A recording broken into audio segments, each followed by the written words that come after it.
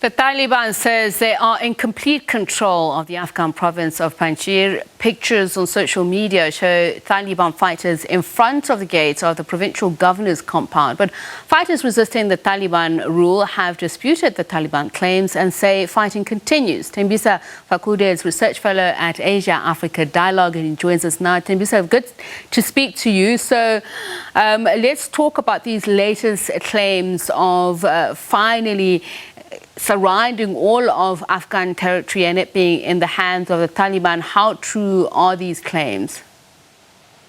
Well, right now we rely on the claims by the Taliban, but we know for sure after the leader of the National Resistance Front of Afghanistan admitted that they were kicked out from the positions. Most of them are now in Tajikistan.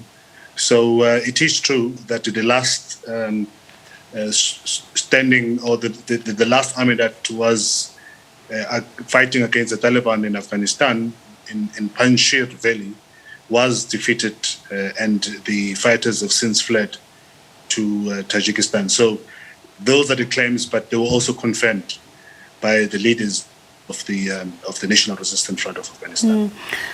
So we've seen as recently as Sunday the leader Ahmad Massoud saying that they are open to peace talks. Whom are they extending this olive branch to? As you mentioned that there are the resistance armies, but are there any other forces that the Taliban has to consider before it starts talking of even forming a government?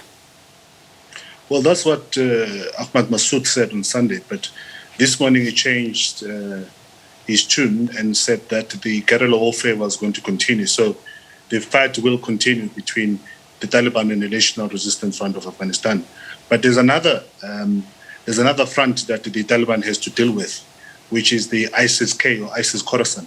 Those are the guys who claimed responsibility 1.5 weeks ago of bombing the Hamid Karzai airport in Kabul. So that's another challenge that the government of the Taliban will have to deal with. So there are two main obstacles that the Taliban government will have to deal with moving forward. One is the National Resistance Front of Afghanistan and the other one is ISIS-K. Again, there's still the possibility that ISIS proper might also wage some sort of war, even though we are told by sources that there has been ongoing discussions between ISIS proper and the Taliban. So ISIS proper, Taliban and Al-Qaeda, they seem to be in the same boat. The only two formations that might just pose a new threat to the Taliban government will be the National Resistance Front of Afghanistan and ISIS-K, which stands for Khorasan. Then just going outside of the national or regional politics, are there any international players that we should be aware of and what their interests? Russia and China, for instance, could they have any influence on how this power grab goes for either party? Well, they've been very quiet. Russia and China has been very quiet. Russia, of course, I don't think it will be quick in moving into Afghanistan because they still have tensions between the Taliban and Russia. The Taliban fought Russia for years before the Americans came in and replaced the Russians as an enemy.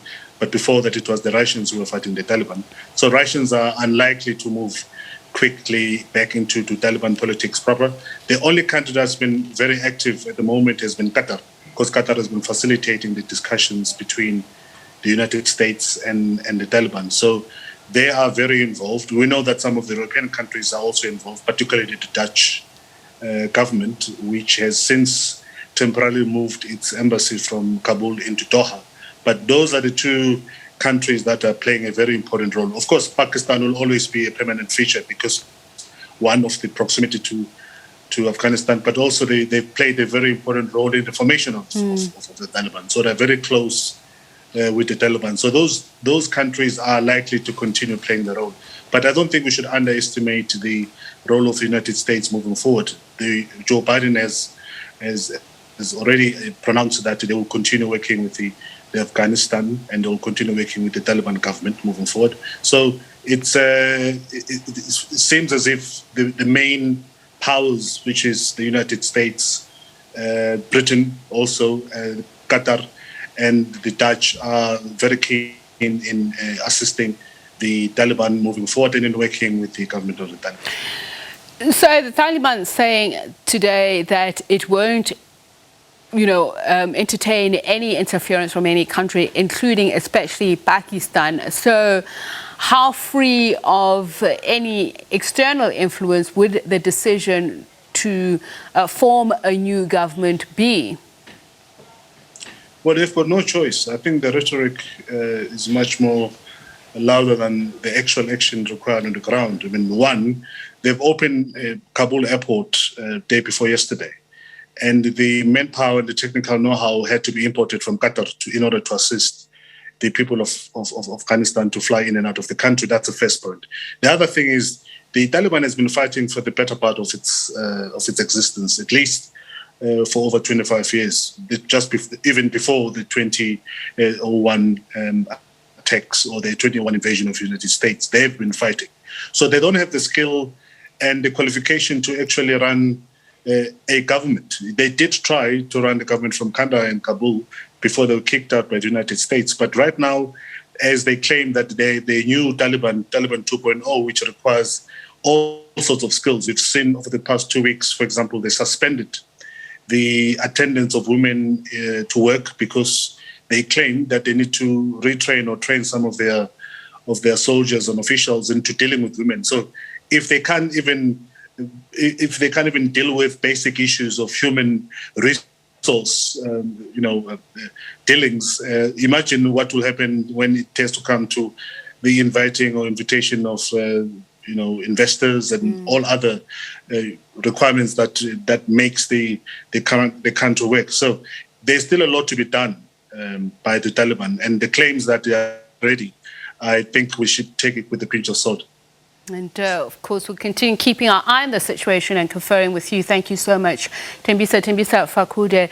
He is a research fellow at Asia Africa Dialogue.